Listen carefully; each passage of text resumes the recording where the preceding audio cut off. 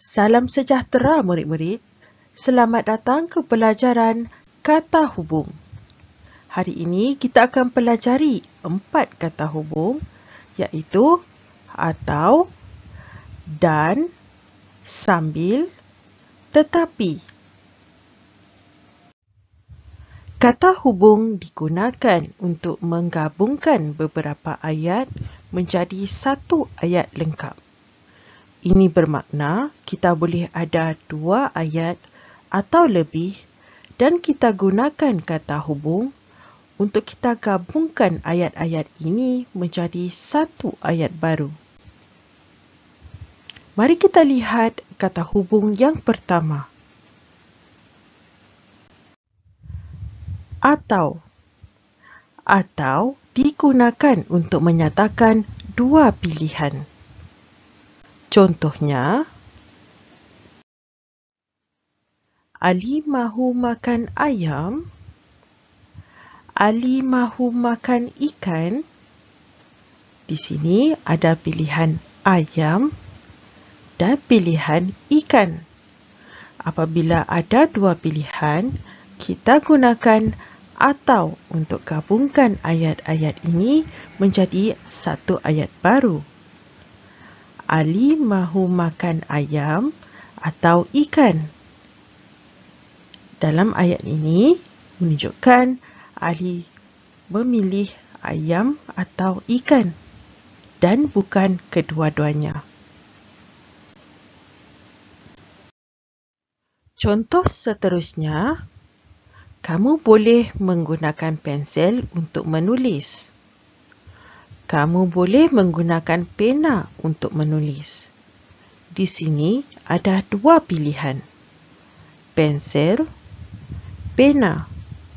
Oleh itu, kita gunakan atau untuk gabungkan kedua-dua ayat ini menjadi kamu boleh menggunakan pensel atau pena untuk menulis.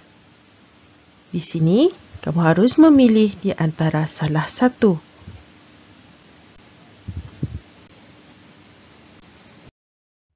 Kata hubung seterusnya, dan. Dan digunakan untuk mencantum 2 perkataan atau ayat. Contohnya, Ani suka bermain badminton. Ani suka bermain tenis. Di sini, Ani suka kedua-dua sukan ini. Oleh itu, kita gunakan dan untuk menggabungkan kedua-dua ayat ini. Menjadi, Ani suka bermain badminton dan tenis. Contoh seterusnya, Ani berjalan ke sekolah. Ana berjalan ke sekolah.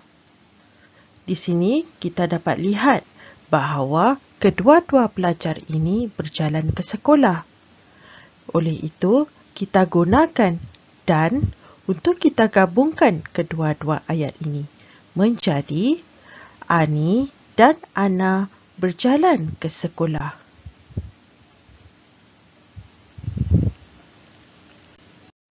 Kata hubung yang ketiga, sambil.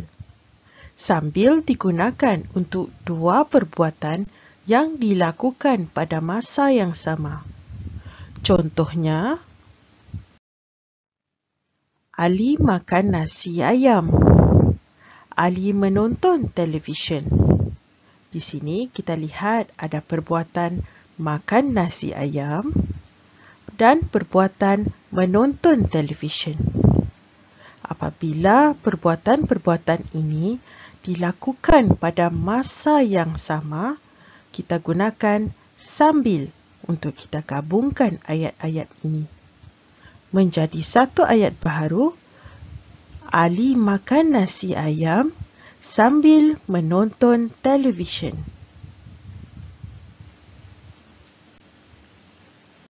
Contoh seterusnya, Ali belajar. Ali mendengar muzik. Di sini ada perbuatan belajar dan perbuatan mendengar muzik. Apabila kedua-dua perbuatan ini dilakukan pada masa yang sama, kita gunakan sambil. Kita gabungkan ayat-ayat ini menjadi satu ayat baharu, iaitu Ali belajar sambil mendengar muzik. Kata hubung seterusnya, tetapi.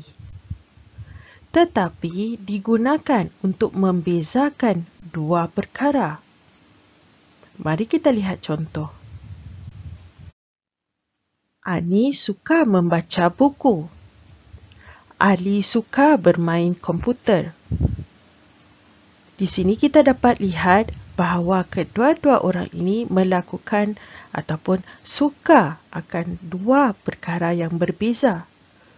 Oleh itu, kita gunakan tetapi untuk gabungkan kedua-dua ayat ini menjadi Ani suka membaca buku tetapi Ali suka bermain komputer.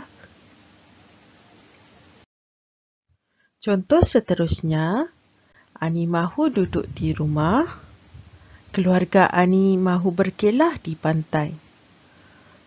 Di sini kita dapat lihat ada dua perkara berbeza, iaitu duduk di rumah dan berkelah di pantai.